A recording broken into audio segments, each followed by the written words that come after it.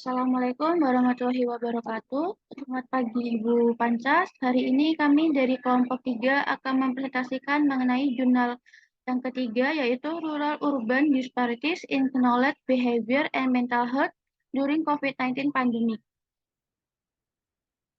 Next.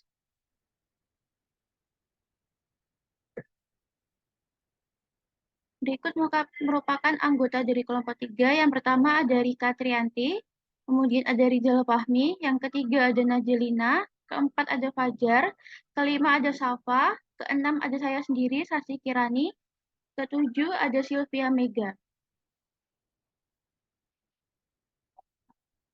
Berikut merupakan hal-hal yang akan dibahas di PPT penjelasan atau video kali ini. Yang pertama ada apakah permasalahan yang ditemui dalam komunitas. Yang kedua, apakah tujuan asesmen komunitas. Yang ketiga, bagaimana metode yang digunakan untuk menjawab tujuan asesmen komunitas. Yang keempat, bagaimana teori yang diterapkan dalam asesmen komunitas. Yang selanjutnya, bagaimana etika yang diterapkan dalam asesmen komunitas. Yang terakhir adalah bagaimana pelaksanaan monitoring dan evaluasi dalam asesmen komunitas di dalam jurnal. Next.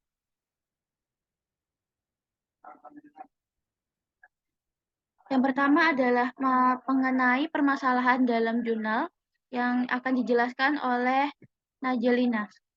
Saya persilahkan. Baik, terima kasih Sasi atas kesempatan dan waktunya. Di sini saya akan menjelaskan mengenai apakah permasalahan yang ditemui dalam komunitas. Nah, jadi di jurnal ini permasalahan yang ada diawali dengan adanya pandemi COVID-19 di Cina, yang mana sebelumnya pada daerah Cina, khususnya Tionghoa, terdapat perbedaan besar antara kondisi masyarakat di perkotaan dan pedesaan. Dalam hal ini meliputi kondisi sosial, tingkat ekonomi, pendidikan, budaya, dan perawatan kesehatan. Nah, dengan adanya kesenjangan ini, sebelumnya memang sudah ada studi yang menyatakan bahwa adanya tingkat pengetahuan dan perilaku masyarakat berkorelasi positif dengan langkah pencegahan terkait COVID-19 dan pengetahuan serta perilaku yang lebih baik akan dapat membantu pengendalian pandemi. Dalam hal ini artinya dapat menekan jumlah korban dari COVID-19. Jadi dapat disimpulkan jika semakin baik atau semakin tinggi, semakin baiknya tingkat pengetahuan dan perilaku masyarakat mengenai literatur kesehatan dapat membawa dampak positif untuk menekan atau mengendalikan adanya pandemi COVID-19 ini. Dengan adanya penelitian ini diharap dapat mendorong pemerataan dalam literatur kesehatan sehingga dengan adanya literatur, pengetahuan, perilaku yang meningkat lebih baik dari kesenjangan yang ada sebelumnya dapat diharap mampu berkontribusi dalam pengendalian COVID-19 dengan melakukan survei tingkat pengetahuan, perilaku, dan status psikologis penduduk Tionghoa. Jadi dalam penelitian ini melakukan survei tingkat pengetahuan, perilaku, dan status psikologis penduduk Tionghoa. Dalam hal ini, dengan adanya kesenjangan yang tadi sudah dijelaskan, dapat mendorong pemerataan dalam tingkat pendidikannya, pengetahuan, dan perilaku, sehingga dapat menekan jumlah korban dari COVID-19 atau dapat mengendalikan pandemi COVID-19 ini. Terima kasih. Jadi permasalahan yang ditemui dalam komunitas seperti yang saya jelaskan tadi. Baik, selanjutnya diserahkan ke moderator. Baik, untuk selanjutnya next adalah apakah tujuan dari komunitas akan dijelaskan oleh Fajar. Saya persilahkan. Baik, terima kasih moderator. Saya di sini akan menjelaskan tentang tujuan asesmen komunitas. Jadi tujuan dari asesmen komunitas sendiri yaitu untuk mensurvei tingkat pengetahuan, perilaku, dan status psikologis penduduk Tionghoa tentang pandemi COVID-19 serta mengeksplorasi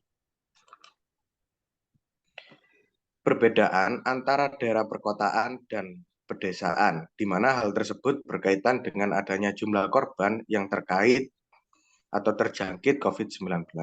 Sehingga dari penelitian ini diharap bisa memberi dukungan data yang bisa untuk membuat serangkaian intervensi yang baru dan mudah diterima, bisa berkelanjutan dan relatif stabil, dan efektif untuk populasi Tiongkok selama terjadi pandemi 19. Kemudian setelah mendapat intervensi yang baru dan mudah diterima oleh masyarakat dan dirasa efektif, kemudian dipromosikan agar diterapkan oleh masyarakat guna untuk mengubah perilaku dan mencegah penyebaran COVID-19 di Cina, khususnya masyarakat Tionghoa. Itu barusan tujuan asesmen komunitas. Saya kembalikan ke moderator. Terima kasih. Oke, untuk selanjutnya adalah next, yaitu adalah metode yang dijelaskan oleh Saudara Rizal serta Sylvia. Saya persilahkan. Baik, terima kasih moderator. Di sini saya akan menjelaskan tentang metode yang digunakan untuk menjawab tujuan asesmen komunitas. Jadi pada jurnal ini peneliti menggunakan teknik kuantitatif. Mereka menggunakan teknik kuantitatif karena pada saat itu sedang COVID dan untuk mencegah penyebaran COVID-19. Selanjutnya pada metode yang digunakan ini adalah survei cross-seksional. Di sini untuk meneliti tingkat pengetahuan perilaku terkait COVID-19 dan kesehatan mental pada warga desa dan kota. Sebelum survei disebarkan, peneliti membuat kuesioner berbasis kertas yang kemudian diadopsi dalam bentuk web halaman atau online. Sebelum disebarkan kepada kelompok sasaran, terdapat 3 tenaga medis dan 7 warga penduduk untuk menjawab kuesioner dan diuji keterbacaannya.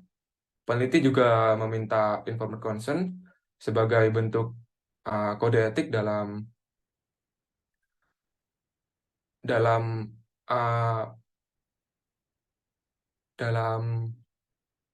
penelitian sebelum kuesioner disebarkan. Next.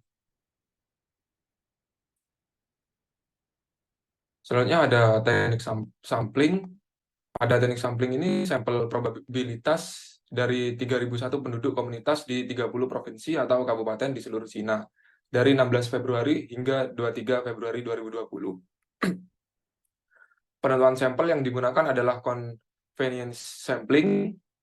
Semua komponen populasi berhak dan bergantung pada kedekatan peneliti untuk terlibat dalam sampel. Peneliti bebas untuk memilih sesuka hati anggota sampel meskipun hanya berdasar pada kedekatan maupun kemudahan akses saja. Dan snowball sampling, teknik berjenjang, yaitu meminta responden yang sudah ada untuk merekomendasikan responden lain, baik individu atau kelompok. Next. Selanjutnya ada kriteria dalam penentuan sasaran kelompok. Yang pertama ada orang yang sudah tinggal di Tiongkok sejak 1 Januari 2020. Selanjutnya ada warga yang setuju untuk berpartisipasi dalam penelitian ini dan menandatangani informed consent. Yang ketiga ada mereka yang dapat sepenuhnya memahami semua item dalam skala. Yang keempat ada individu yang dapat menggunakan ponsel dan mengoperasikan alat pengisian kuesioner. Dan yang terakhir ada orang yang dapat menyelesaikan semua item atau pertanyaan dalam kuesioner. Next. Pada analisis data, peneliti menggunakan SPSS versi 21.0 dengan level signifikansi 5%.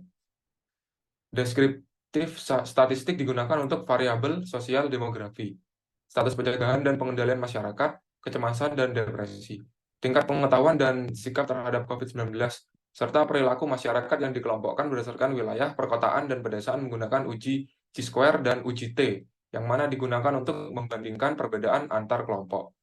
Model analisis regresi logistik biner dilakukan untuk mengeksplorasi faktor-faktor yang mempengaruhi perilaku masyarakat.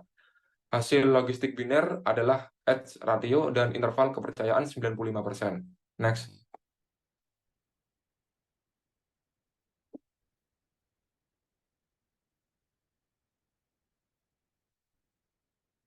Next.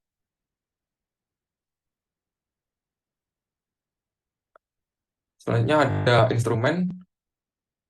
Yang pertama ada General Anxiety Disorder. Ini alat ukur yang efisien untuk mengukur frekuensi dan tingkat keparahan gejala gangguan kecemasan umum dengan 7 item yang dinilai berdasarkan skala Likert 4 poin, mulai dari 0 sampai 3. Skor total berkisar dari 0 hingga 21 dan dapat dikategorikan sebagai minimal, ringan, sedang, dan berat.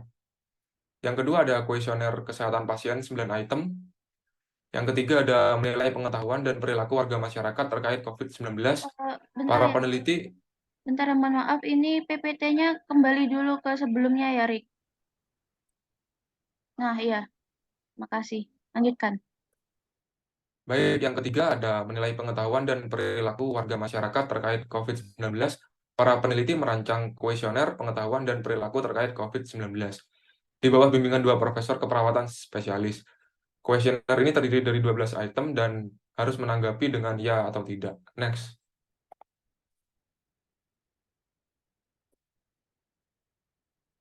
Selanjutnya akan dibacakan oleh rekan saya. Ya, baik. Terima kasih. Untuk yang selanjutnya yaitu adalah temuan hasil asesmen.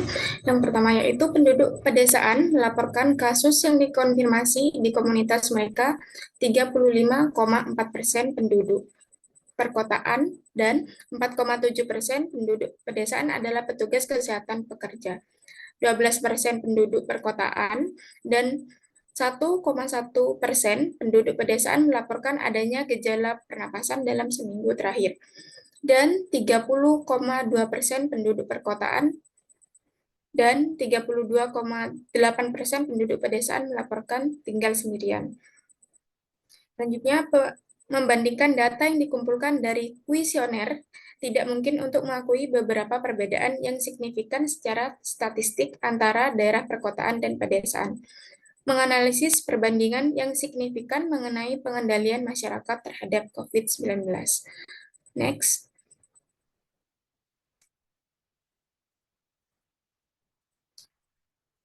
Pada faktor kecemasan ditemukan skor rata-rata untuk kecemasan dan depresi di antara penduduk perkotaan adalah 9,15 dan 11,25. Sedangkan skor rata-rata di antara penduduk pedesaan adalah 8,69 dan 10,57. Secara statistik terdapat perbedaan yang signifikan dalam status kecemasan, yaitu P kurang dari 0,1 dan depresi P kurang dari 0,1. Pada faktor pengetahuan ditemukan bahwa masyarakat perkotaan lebih unggul pengetahuan mengenai pencegahan, tindakan, dan pengobatan di COVID-19 daripada masyarakat pedesaan. Lalu pada analisis regresi dengan perilaku ditemukan bahwa masyarakat perempuan merasa puas dengan tindakan yang dilakukan dalam melakukan penanggulangan COVID-19. Next. Selanjutnya yaitu ada pembahasan kesehatan mental masyarakat Cina ketika terjadi pandemi. Di bawah situasi yang berlaku, depresi itu jauh lebih besar di antara penduduk perkotaan daripada mereka yang di pedesaan, yang menunjukkan gejala minor. Kemungkinan penyebabnya adalah lingkungan tinggal para penghuninya. Ketika mereka menerima informasi tentang orang yang terinfeksi, penduduk perkotaan akan berulang kali mengingat apakah mereka telah melakukan kontak dengan orang tertentu sehingga meningkatkan tingkat depresi mereka. Lalu pada pengetahuan masyarakat mengenai COVID-19 di perkotaan dan pedesaan, berdasarkan hasil dapat disimpulkan bahwa pengetahuan tentang COVID-19 berbeda di daerah pedesaan dan perkotaan. Pengetahuan tentang penularan, pencegahan, infeksi, pengobatan, dan prognosis COVID-19 perlu diperkuat. Di perkotaan memiliki sarana utama bagi warga untuk memperoleh pengetahuan adalah melalui WeChat, komunitas, internet, dan berita di TV. Namun, tidak ada perbedaan antara penduduk pedesaan dan perkotaan diperoleh pengetahuan dari berita TV. Mayoritas penduduk di pedesaan mengakses pengetahuan melalui interaksi masyarakat. Next. Perilaku masyarakat perkotaan dan pedesaan ketika COVID-19. Penelitian mencatat bahwa wanita mudah menerima pengetahuan dan perubahan perilaku lebih baik dari masyarakat pria di Cina. Selain itu, kebanyakan wanita lebih patuh dan lebih bersedia daripada laki-laki untuk memilih yang sesuai perilaku untuk melindungi diri dari keluarga. Perilaku pencegahan yang dilakukan oleh masyarakat seperti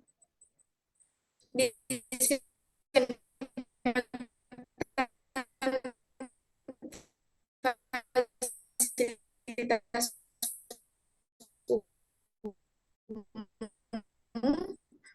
penduduk perkotaan dengan pengetahuan tentang penularan penyakit 19 juga memilah yang tinggal di pedesaan yang sudah pas dengan tindakan pencegahan yang diambil oleh masyarakat, mengambil tindakan pencegahan dan memiliki pengetahuan tentang COVID-19 menunjukkan perilaku positif yang lebih besar. Next.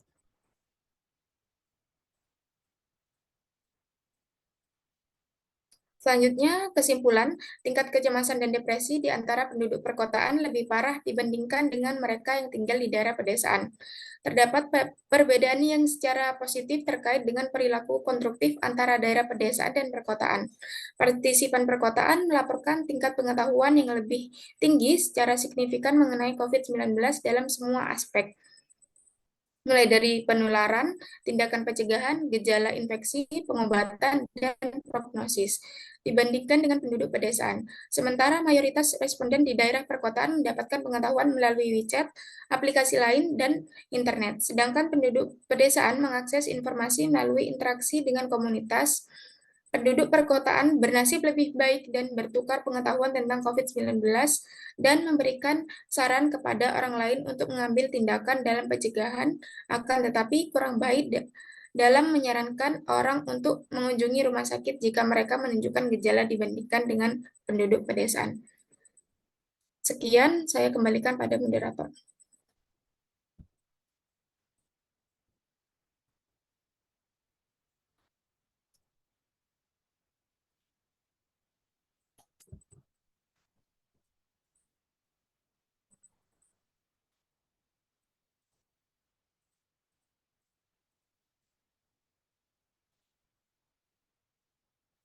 Baik, terima kasih Sylvia atas penjelasan serta Rizal juga atas penjelasannya. Berikutnya di sini saya akan menjelaskan mengenai bagaimana teori yang diterapkan dalam asesmen komunitas. Jadi yang pertama yang perlu saya jelaskan yaitu teori dalam jurnal ini tidak dijelaskan gamblang, jadi semacam pesan tersirat teorinya. Ya, tersurat, maksudnya tidak bisa langsung dipahami sama pembacanya, termasuk kami sendiri oleh kelompok. Dan untuk teorinya sendiri yang kami simpulkan yaitu teori yang digunakan dalam jurnal adalah teori perilaku pencegahan dan pengetahuan responden. Jadi teori perilaku dan pengetahuan ini merujuk pada dua bidang studi yang berbeda-beda akan tetapi saling berkaitan. Karena perilaku dan pengetahuan ini memiliki keterkaitan yang kuat. Pengetahuan manusia mempengaruhi perilaku manusia karena manusia akan merespon dan bertindak berdasarkan pemahaman mereka terhadap situasi atau stimulus tertentu. Sebaliknya, perilaku juga dapat mempengaruhi pengetahuan manusia karena pengalaman dan tindakan yang dilakukan dapat memperkaya atau mengubah pengetahuan yang dimiliki seseorang. Dalam ilmu psikologi atau ilmu asosial, baik teori perilaku maupun teori pengetahuan digunakan untuk memahami dan menjelaskan perilaku manusia dalam berbagai konteks dan situasi. Jadi dalam jurnal sendiri, judulnya adalah disparities atau kesenjangan. Ada 3 variabel yang ditujukan atau yang diukur oleh peneliti. Yang pertama yaitu adalah kesehatan mental, yang kedua adalah perilaku, yang ketiga adalah pengetahuan. Jadi ketika ada kesenjangan di antara penduduk desa dan kota, maka akan menyebabkan semakin menyebarnya virus atau mungkin virus pandemi ini kepada masyarakat desa maupun kota yang kekurangan pengetahuan serta perilakunya tidak sesuai dengan yang sudah diterapkan oleh pemerintah. Kemudian juga saya ingin menjelaskan mengenai kenapa peneliti ingin melakukan penelitian ini, karena pada dasarnya penelitian ini dilakukan karena dalam jurnal sebelumnya atau penelitian sebelumnya itu belum dilakukan yang namanya pengukuran seberapa senjangnya atau jauhnya 3 variabel yang saya jelaskan tadi antara penduduk desa maupun kota. Kemudian penelitian selanjutnya terdahulu juga sebelumnya hanya membahas mengenai status pengetahuan dan perilaku masyarakat secara umum. Jadi nggak ada pengukurannya secara tepat. Jadi begitu. Itulah mengapa peneliti itu melakukan penelitian dalam jurnal ini.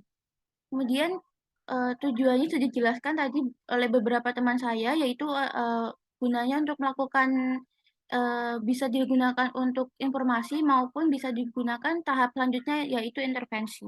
Mungkin itu yang dapat saya jelaskan. Selanjutnya bisa dilanjutkan oleh teman saya.